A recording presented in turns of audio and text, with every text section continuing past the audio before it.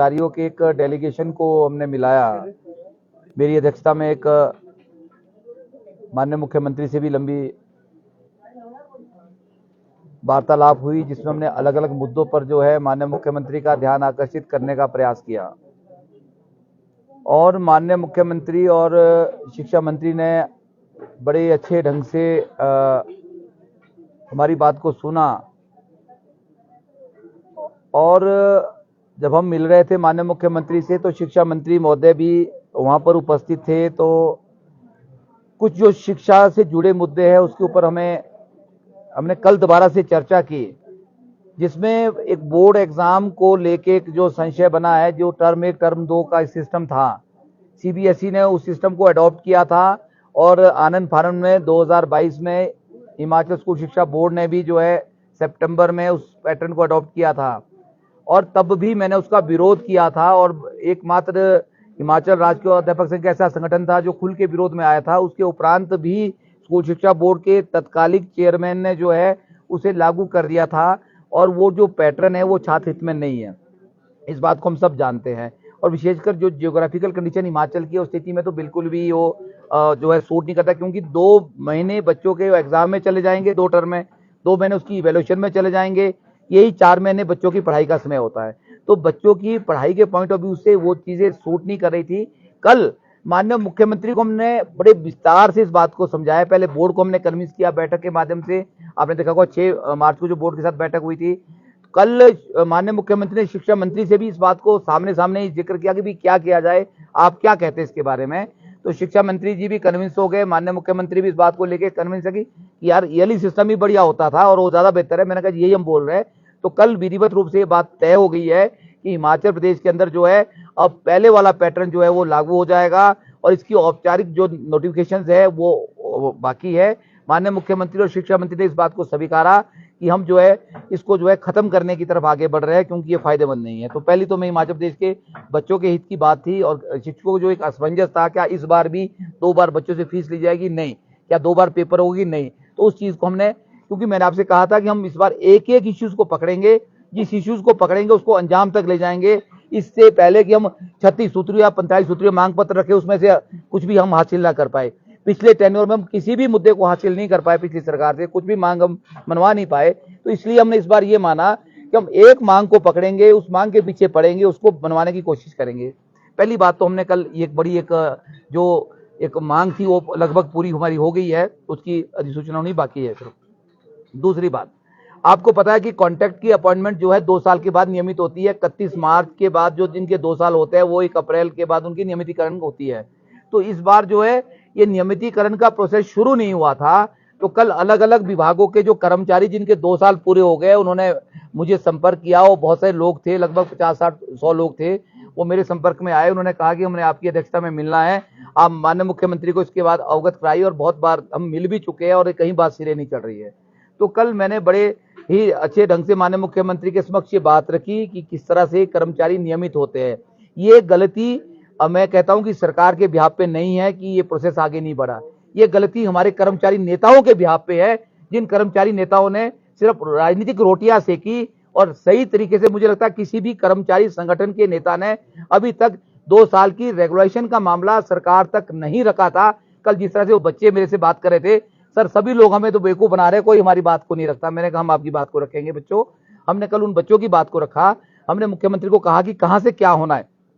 कल माननीय मुख्यमंत्री ने उस जो पूरी फाइल हमने बनाई थी उस पे उसी टाइम लिखा कि पर्सनल डिपार्टमेंट को फॉलो करो। मैं लिख देता हूं पुट अप ऑन फाइल, इसको 2 दिन में हम इसको करेंगे, आप इसके पीछे खुद पड़ जाओ। तो मैंने उन बच्चों को भी आश्वासन दिया है कि हम इस फाइल को खुद मूव कर रहे हैं।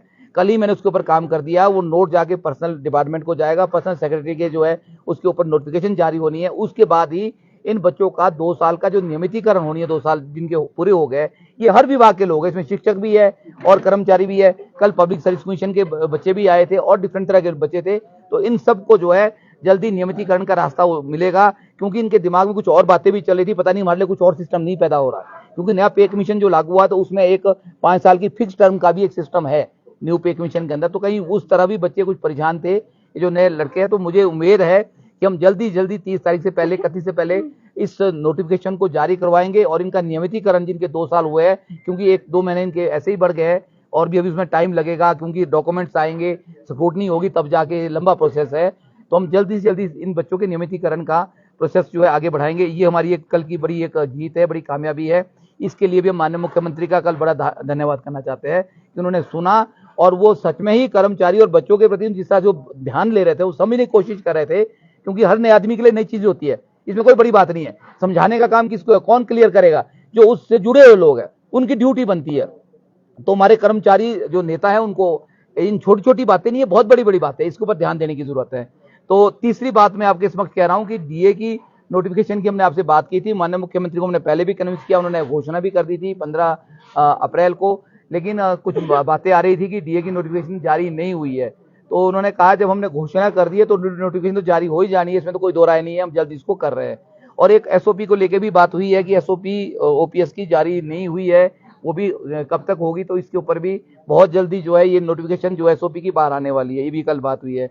उसके बाद हमने शिक्षा मंत्री जी से भी बात की है, उनके चैम्बर में भी बात की थी, उनको हमने मेमोरेंडम भी दिया था और साथ में हमने माननीय मुख्यमंत्री से भी कही है कि भाई हमारी जो प्रमोशनें हैं, सभी कर्मचारियों की प्रमोशन है, उसमें टीचर्स के अलग अलग विभाग है, अलग अलग हमारे जो कैटेगरीज है टीचर्स की, और JBT, TGT, CNB, headmaster, lecturer, principal और डिप्टी डायरेक्टर्स, जॉइंट डायरेक्टर्स की सारी पोस्टें हमारी बहुत सारी खाली पड़ी है, उसको भरने की बात हुई है। तो उन्होंने कहा एक कोड ऑफ कंडक्ट का बीच का थोड़ा सा प्रोसेस इस वजह से रुक गया है, फिर भी हम जल्दी ही ये सारी प्रमोशनों को हम शिक्षा मंत्री जी ने कहा कि हम लगातार इन प्रमोशनों के ऊपर मेरा नजर है, हम जल्दी इन प्रमोशनों को करेंगे।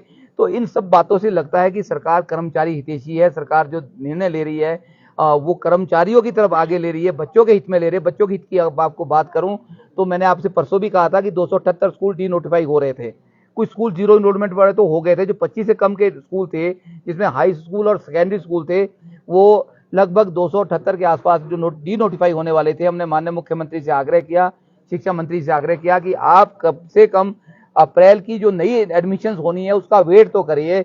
अगर ये एडमिशन आपके 25 के क्राइटेरिया 30 के क्राइटेरिया को फुलफिल नहीं करती है तो बिल्कुल आप इसको बंद करिए, इन स्कूलों का औचित्य ही नहीं बनता कोई, हम आपके साथ हैं। तो कल भी हम इस बात को कह रहे थे कि 278 के बजाय हमारे 50 स्कूल भी बंद नहीं होने। अखबार में भी आज आया है, किसी अखबार में पढ़ रहा था कि ज्यादातर स्कूलों में जो है 30, 35, 40 की एनरोलमेंट हो गई है, लगभग 50 से कम स्कूल ऐसे है जिसमें 22 स्कूल हाई स्कूल है और 28 स्कूल लगभग 28 स्कूल सेकेंडरी स्कूल है जिसकी एनरोलमेंट जो है अभी जो है 25 से कम की रह रही है। तो ज्यादा से ज्यादा स्कूल अगर हमारे बंद हो गए तो ये 40-50 स्कूल बंद हो गए, अन्यथा हमारे स्कूल कितने बंद हो रहे थे, लगभग 278-275 के आसपास। तो ये भी एक बड़ी जीत शिक्षकों की और बच्चों की है और सरकार का और माननीय मुख्यमंत्री का एक बड़ा ही पॉजिटिव एटीट्यूड रहा है, क्योंकि बाकी विभाग बंद हो गए, एसडीएम कार्यालय बंद हो गए, आपके एससी कार्यालय बंद हो गए, बड़े बड़े चीजें बंद की, पर इन्होंने स्कूल बंद नहीं किए। तो इससे ये दर्शाता है कि भी बच्चे शिक्षा जो समाज की धरोहर है, जो समाज की नींव है, उसके प्रति सरकार जो है वो वचनबद्ध है। सरकार जो है चिंतित है, स्वास्थ्य और शिक्षा के प्रति सरकार काम करना चाहती है। इन बातों के ऊपर हम माननीय मुख्यमंत्री का एक बार फिर ध्यान करते हैं, उनका अभिवादन भी करते हैं, उनका धन्यवाद भी करते हैं। एक और बात मैंने आपसे और कहनी है, कर्मचारियों के संगठन बहुत से है और संवैधानिक तरीके से, लोकतांत्रिक तरीके से संगठन बनते हैं और चलते हैं और चलने भी चाहिए। संविधान में जहां पर डेमोक्रेसी के अंदर जो सरकारें बनती है उसको चुनने का अधिकार है, वैसे ही कर्मचारियों को भी अपने नुमाइंदे चुनने के लिए एक प्रोसेस होता है। तो हिमाचल राज्य अध्यापक संघ भी एक ऐसा ही सशक्त संगठन है जो 1957 से काम कर रहा है, लेकिन दुर्भाग्यवश क्या हुआ, सबसे बड़ा संगठन है। पिछले 2019 की अगर बात करें तो 34,000 रिकॉर्ड मेंबरशिप इस संगठन की हुई है, लेकिन इतना बड़ा संगठन होने के बावजूद कुछ लोग जो स्वयंभू नेता थे वो पिछली सरकार में बीजेपी सरकार की गोदी में बैठकर जो एक सरकार का एजेंडा चला रहे थे, उसके मद्देनजर कोई मांगे भी हम नहीं मनवा पाए, मैं भी नहीं मनवा पाया, मैं खुद कह रहा हूं। हालांकि मैं लड़ता रहा, लास्ट तक लड़ता रहा, मैं तीसरा तक चला गया, पर हमने हार नहीं मानी। पर कुछ लोग हार गए या फिर वो अपने मंसूबे उनके सिर्फ ये थे कि उन्होंने अपनी राजनीतिक रोटियां सेकनी थी, अपनी ट्रांसफर उन्होंने बचानी थी, वो सरकार की गोदी में बैठ गए और यहां तक कर दिया कि जब मैं तीसरा चला गया तो मेरे को निष्कासित करके 5 लोगों ने आपके साथ यहाँ प्रेस कॉन्फ्रेंस की, निष्कासित किया और निष्कासित करके खुद कार्यकारी अध्यक्ष बन गए, अपने आप को खुद बना दिया, जबकि हमारे संविधान के अंदर कोई कार्यकारी अध्यक्ष का प्रोविजन आज तक नहीं है। कॉन्स्टिट्यूशन से चलता है, हर चीज संविधान से चलती है, कॉन्स्टिट्यूशन से चलती है। अभी भी उन्होंने 2 दिन पहले 23 तारीख को, अगर आपने देखा होगा, हमीरपुर में एक दो गुट, एक तो घोड़ा गुट, महाजन गुट, जो पहले ही सरकार के साथ चला था, बीजेपी सरकार के साथ 3 साल 5 साल पहले की बात करें तो उन दो गुटों ने आपस में हमीरपुर में एक बैठक करके अपनी राजनीतिक रोटियां सेकने का प्रयास किया। आपने देखा होगा, बड़ा चर्चा में रहा। 23 तारीख को उन्होंने बॉयज स्कूल में बैठक करने का एक प्लान किया, वहां पे 15 लोग इकट्ठे हुए, पर लेकिन जब विभाग और सरकार को पता चला कि हिमाचल राज्य अध्यापक संघ की बैठक है और उस संगठन का अध्यक्ष तो वीरेंद्र चौहान है, बच्चों को पता है आज की डेट में हिमाचल, आप देख रहे हो परसों की जो मेरी बाइट है 1,30,000 व्यूवर्स है उस बाइट के अंदर। तो इसका मतलब है शायद ये हर आदमी जानता है कि अगर वीरेंद्र चौहान बोला है तो किस हैसियत से बोल रहा है। तो उसके बावजूद विभाग ने उनकी वहां बैठक की जो उन्होंने स्थान लिया था वहां से उनको खदेड़ दिया, उनको कैंसिल कर दिया। फिर वो गर्ल्स स्कूल की तरफ भागे, वहां भी उनको बैठक के लिए जगह नहीं मिली। तो देखिए, आप अनधिकृत तरीके से कोई काम करेंगे तो उसके लिए कोई आपको अलाउ नहीं करेगा। तो मैं अब भी उन लोगों से यह कहना चाहता हूं कि आप अपनी बेइज्जती ना कराएं, इस तरह से आप हंसी का पात्र बन रहे हैं। संगठन एक होता है, हिमाचल राज्य अध्यापक संघ एक है, कांग्रेस पार्टी एक है, इसी तरह से भाजपा भी एक ही है। एक पार्टी के दो अध्यक्ष भी नहीं हो सकते, एक संगठन के दो अध्यक्ष नहीं हो सकते। ये कानूनी तरीके से कोर्ट ने भी उनको दीवार कर रखा है, फिर भी वो लोग, उनके मंसूबे पता नहीं वो क्या चाहते हैं। अब तो चुनाव का प्रोसेस शुरू हो चुका है, हमने इलेक्शन कमीशन अपॉइंट कर दिया, मेंबरशिप ड्राइव चल रहा है। मैं उन लोगों से ये कहना चाहता हूं, आप अपने आप को हंसी का पात्र ना बनाएं। मैं आपको एक बार आह्वान आपका ये करना चाहता हूं, ये कहता हूं कि आप जो भी लोग हैं, आप सदस्यता एसजीटीयू की जो चली उसमें सहयोग करें। और प्रजातंत्र के अंदर जो है, संगठन में हर आदमी को चुनाव लड़ने का अधिकार है। आप चुनाव लड़े और अपनी ताकत को आजमाएं। कितनी लोकप्रियता आपके अंदर है, आप ब्लॉक लेवल का चुनाव, एक जो अपने आप को अध्यक्ष बोलते हैं, अपने आप को कार्यकारी अध्यक्ष, वो कभी जिंदगी में ब्लॉक का चुनाव नहीं लड़ पाए, कैलाश ठाकुर जी। मैं आपको बता दूं उनकी परिचय के बारे में। जो आदमी ब्लॉक का चुनाव नहीं लड़ा वो प्रदेश संभालेगा, वो सीधा टीचरों का नेतृत्व करेगा। उसके लिए लोकप्रियता जुटानी पड़ती है, लोगों के बीच रहना पड़ता है, लोगों के काम करने पड़ते हैं। आप आइए, आपका स्वागत है। मैं तो सभी को बोलता हूं, जितने भी ये लोग जो अपने आप को स्वयंभू नेता बनते हैं, कोई और संगठन के लोग भी एक बड़े संगठन के अंदर आए। चुनाव प्रोसेस चल रहा है, इलेक्शन कमीशन अपॉइंट हुआ है, उसमें मेरा कोई इंटरफेरेंस नहीं है। 3 लोगों की चुनाव समिति बनी है, उनकी अध्यक्षता में चुनाव हो रहा है। आप आए, आप चुनाव लड़े। वीरेंद्र चौहान की कोई ठेकेदारी नहीं है कि वीरेंद्र चौहान 2013 से स्टेट का प्रधान बना रहेगा या कर्मचारियों का प्रधान बना रहेगा। प्रधान वो होता है जो लोगों की काम सुने, लोगों की आवाज सुने। अगर आपको लोगों की चिंता थी तो ये जो मुझे लगता है कि 2000 के आसपास कॉन्ट्रैक्ट के एम्प्लॉई जो रेगुलर होने, अभी किसी ने इनकी आवाज नहीं उठाई, किसी ने नहीं सुनी। तो ये छोटी छोटी बातें हैं जिनको करनी पड़ती है, और ये ऐसे भी कांटो भरा था। मैं आपको बता दूं, इतना आसान काम नहीं है। हमें कोई थोड़ी मिल रही है, कोई अलग से कोई इंक्रीमेंट थोड़ी मिल रही है इस काम के लिए। पर मैं आपसे ये कहना चाह रहा था कि मैं हिमाचल प्रदेश के शिक्षकों से भी ये कहना चाह रहा हूं कि आप किसी के बहकावे में नहीं आए। हिमाचल राज्य अध्यापक संघ एक है, हमारा चुनाव प्रोसेस चल रहा है, पर्चियां फील्ड में गई है, पर्ची वही ऑथेंटिक है जिसके नीचे अधिकृत प्रदेश अध्यक्ष वीरेंद्र चौहान लिखा है, वही पर्ची हिमाचल राज्य अध्यापक संघ की है। आप उसको हटाए, और जो बाकी कहीं पर्ची फील्ड में सर्कुलेट होती है वो जो है वो गैर कानूनी होगी, उसके ऊपर हम कार्रवाई करेंगे। मैंने ये कहना था। अंत में एक बात फिर मैं कह रहा हूं कि माननीय मुख्यमंत्री और शिक्षा मंत्री महोदय शिक्षा के क्षेत्र में बहुत अच्छा काम कर रहे हैं। कर्मचारी हितैषी होने का उन्होंने अपना एक जो है एक परिचय उन्होंने जो दिया है, उसके लिए उनका आभार व्यक्त करते हैं और उम्मीद करते हैं आने वाले समय में कर्मचारियों की अनगिनत मांगे, मैं आपसे टच नहीं कर रहा हूं क्योंकि फिर 36 सूत्रीय मांग पत्र पढ़ेंगे हम आपके सामने, होना कुछ नहीं उसमें, पर हम एक एक करके, बहुत लोग बोलते हैं कि कॉन्ट्रैक्ट रेगुलेशन का क्या होगा, जब उसकी बात करो वो भी करेंगे, वो बड़ा नेसेसिटी इशू है। एसएमसी टीचर्स बोलते हैं हमारी बात करो, वो भी एक बड़ा जरूरी है। जी, बच्चों के हित की बात कर रहे हैं, लेकिन आप तो आए दिन कॉन्फ्रेंस में होते हैं, हर दूसरे दिन सेक्रेटरीट में होते हैं, तो बच्चों की पढ़ाई तो आप ही कर रहे हैं दिक्कत, क्योंकि आप लोग स्कूलों में होते ही नहीं है। देखिए, अगर आपको मेरे कॉन्फ्रेंस में होने से चुभन हो रही है तो किसी ना किसी को तो बात को रखना है। अगर मैं बात नहीं रखता, मुख्यमंत्री से नहीं मिलता, तो ये 2000 लोग जो रेगुलर होने हैं तो उनकी बात को कौन रखता, मुझे आप बताइए। जो ये बच्चों के साथ इंजस्टिस हो रही है, मैं बच्चों की पढ़ाई हो रही है, मैं बच्चों की पढ़ाई के बाद ये काम करता हूं। मैं आपकी जानकारी के लिए बता दूं, मैं आज भी बोर्ड के पेपर की एग्जामिनेशन में हूं, आपको बता दूं। मैं उससे टाइम निकाल के अगर मैं लोगों की बात को आगे रख रहा हूं तो मुझे लगता है कि ये मेरी एक्स्ट्रा एनर्जी है। मैं उस एनर्जी को जो चैनलाइज कर रहा हूं उससे किसी को कोई प्रॉब्लम नहीं होनी चाहिए। अगर किसी की इस तरह की सोच बन गई कि वीरेंद्र चौहान माइक के सामने खड़ा हो रहा है तो उससे मैं किसी का नुकसान तो नहीं कर रहा हूं, मैं तो किसी की हित की बात ही करी है। मैंने किसी पार्टी का नुकसान नहीं किया, किसी व्यक्ति का नुकसान नहीं किया, किसी बच्चे का नुकसान नहीं किया। अगर आप मेरी पढ़ाई की बात करेंगे तो आप मेरे रिजल्ट को देखिए, जिसको मेरे से परेशानी हो मेरे रिजल्ट को देखिए। इकोनॉमिक्स एक आसान सब्जेक्ट नहीं है, हम बच्चे पढ़ाते हैं, उन बच्चों का रिजल्ट मेरा एवोल्यूशन है, वो बताएगा कि मेरे सब्जेक्ट में कितने बच्चे पास होते हैं और फेल होते हैं। मेरे सब्जेक्ट में कोई बच्चा फेल नहीं होता, अब पता नहीं वो अपने आप पास होते हैं या मैं पढ़ाता हूँ, कब पढ़ाता हूँ, वो चीज मैटर नहीं करती है। आप 24 घंटे 10 से 4 स्कूल में बैठे हैं, ये मैटर नहीं करता है, पर आप बच्चों को कितना टाइम डिवोट कर रहे हैं, आप बच्चों को कितनी आप लगन से पढ़ा रहे हैं और कैसे उनको पढ़ा रहे हैं, ये मैटर करता है। बहुत से आप किताबों में बच्चे बैठे होते हैं 24 घंटे, पर वो बच्चे फेल भी हो जाते हैं। पर लगन आदमी की होनी चाहिए। अगर हम अपनी एनर्जी को चैनलाइज कर रहे हैं तो हम कर्मचारी हित और छात्र हित में हमने किया है। अगर हमने लंबा संघर्ष किया है, लंबी जो पीड़ाएं हमने सही है, वो भी कर्मचारी हित में सही है, अदरवाइज हमारे कोई शौक नहीं था। सर, आपका प्रश्न का स्वागत करते हैं हम। मूल सवाल ये है कि एक 4 गुट तो एचजीटीयू का ही है, चौथा गुट शिक्षक महासंघ है, कर्मचारी नेता लोग सिर्फ नेतागिरी ही कर रहे हैं, कहीं इससे बच्चे प्रभावित तो नहीं हो रहे? नहीं, बहुत अभी माननीय शिक्षा मंत्री ने एक बहुत अच्छी बात कही, मैं उसका स्वागत करता हूँ।